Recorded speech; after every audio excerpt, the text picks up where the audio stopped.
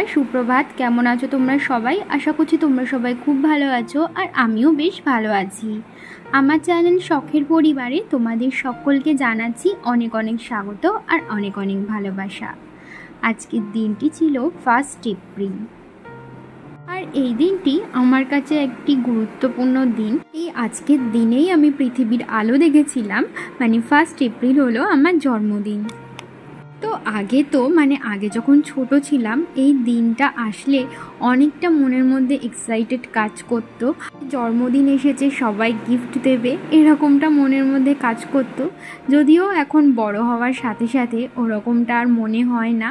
আর এখন যদিও আমি মা হয়ে গেছি, তো এখন নিজের জন্মদিনের থেকে ছেলের জন্মদিনের এক্সাইটেডটা আরও বেশি আমার কাছে গুরুত্বপূর্ণ হয়ে দাঁড়িয়েছে।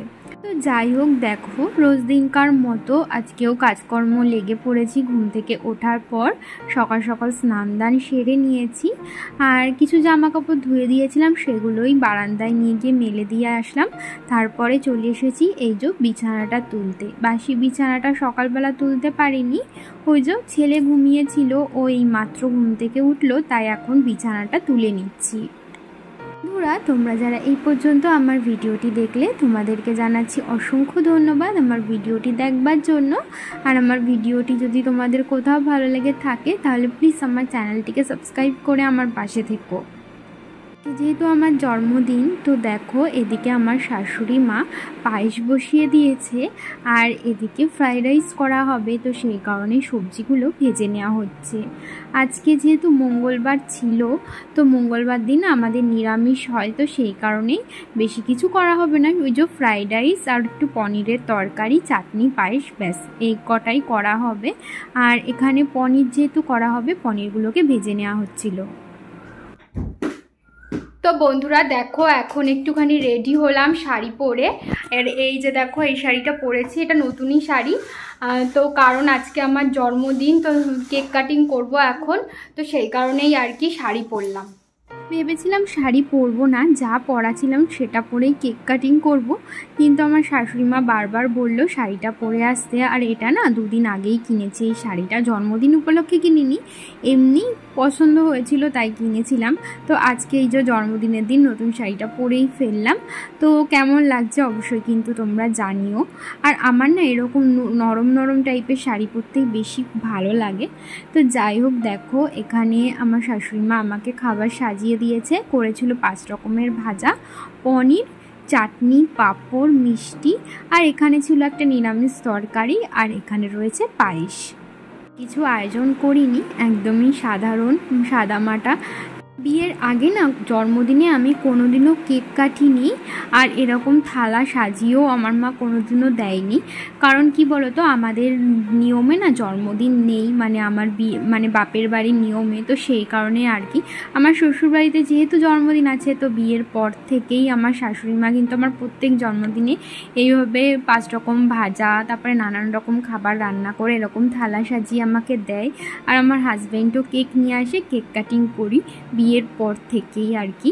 তো এই যে দেখো, আমার হাজব্যান্ড কালকেই কেকটা নিয়ে এসেছিলো রাত্রেবেলা, কিন্তু তখন আর কাটিনি।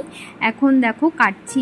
একা একা কেক কাটলে কিন্তু অতটা মজা হয় না, সবার সাথে কেটে যেই মজাটা। কালকে রাত্রে কাটলে হয়তো আমার একাই কাটতে হতো।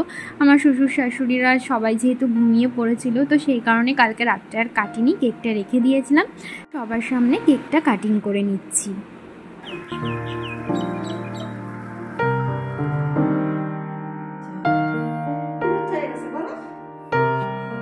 আমার থেকেও বেশি এক্সাইটেড ছিল আমার ছেলে। তো ওর পাপা একটা ফোম নিয়ে এসেছিলো, ওই বার্থডেতে দেয় না, তো সেটাই আর কি। দেখো ওটা নিয়েই ও সকাল থেকে খেলা করে যাচ্ছে আর বলে যাচ্ছে হ্যাপি বার্থডে হ্যাপি বার্থডে, মানে ও ভাবছে ওরই জন্মদিন আর কি। বেলা তো হাজব্যান্ড যে কেকটা এনেছিল ওটা কাটিং করার পর খাওয়া দাওয়া কমপ্লিট করেছিলাম। আর খাওয়া দাওয়া করতে করতে না প্রায় বিকেল হয়ে গেছিলো। আর বিকেলবেলা হট করে মা ফোন করে বললো যে আসছে মার বাবা। তো মার বাবা চলেও এসেছে, তোমরা দেখতেই পেলে, অনেকক্ষণই যদিও এসেছে। তো মার বাবা আসার পর চা করে দেওয়া হলো। তো এখন তারপরে একটু ভাজি লুচি, আমি আর আমার শাশুড়ি মা দুজন মিলে লুচি করব। আর দুপুরে তো পনিরের তরকারি করা হয়েছিল, সেটাই রয়েছে, চাটনি, পাঁপড়, পায়েস এগুলো রয়েছে। ওগুলোই বাবা মাকে এখন খেতে দেব। আর এখন দেখো আমি আবারও একটু রেডি হয়ে নিয়েছি, আবারও এখন আমি কেক কাটিং করব। এই প্রথম জন্মদিনে আমি 2টো কেক কাটিং করলাম। তো সকালে তো তোমরা দেখেইছো একটা কেক কাটিং করেছি, ওটা আমার হাজব্যান্ড এনেছিল। আর এখন যে কেকটা কাটবো এটা আমার বাবা নিয়ে এসেছে, তো সেটাই এখন কাটিং করব। আর আমার ছেলে দেখো, ও মানে আমাকে কেকটা খুলতেই দিচ্ছিল না। ও ওখান থেকে মানে শুধু ছুরিটা দিয়ে কেকটার মধ্যে বসানোর চেষ্টা করছিল। আর কি বলতো, ও না কেকটাকে ঘেঁটে দিত আর কি। আর এই কারণে না ওর হাতটা বারবার সরিয়ে দিচ্ছিলাম, আর ও কেকটা খুলতেই দিচ্ছিল না, বারবার ছুরি দিয়ে ওই কেকের মধ্যে বসিয়ে দিচ্ছিল। আর কেকটা যেহেতু পুরো ক্রিম কেক, আর একদমই হাত দিলে না পুরো গলে যাচ্ছিল। যাই হোক, এবারের জন্মদিনটা আমার খুবই মজা করে কাটলো। তো ভাবতে পারিনি এতটা মজা হবে, আর আমি ভাবতেও পারিনি যে বাবা মা আসবে হট করে। তো বাবা মা এসেছে বলে আমার আরও বেশি মজা হয়েছে।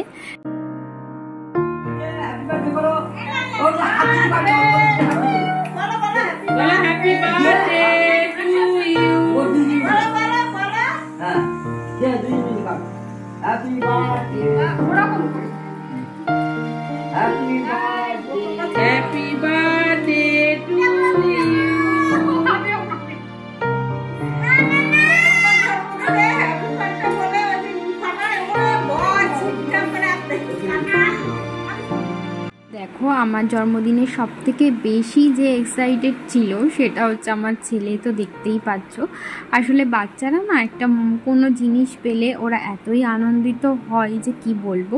বাচ্চাদের মন সবসময় নিষ্পাপ হয়। তো দেখো কেকটাকে নিয়ে কি করছে। তো যাই হোক, কেক কাটিং করার পর বাবা মার জন্য খাবার গুছিয়ে নিয়েছি, এখন ওদের খেতে দিয়ে দেবো। তাহলে চলো বন্ধুরা, আজকে ভিডিওটা এই পর্যন্তই রাখছি। আবারও দেখা হবে নতুন একটি ভিডিও নিয়ে। ততক্ষণের জন্য ভালো থেকো।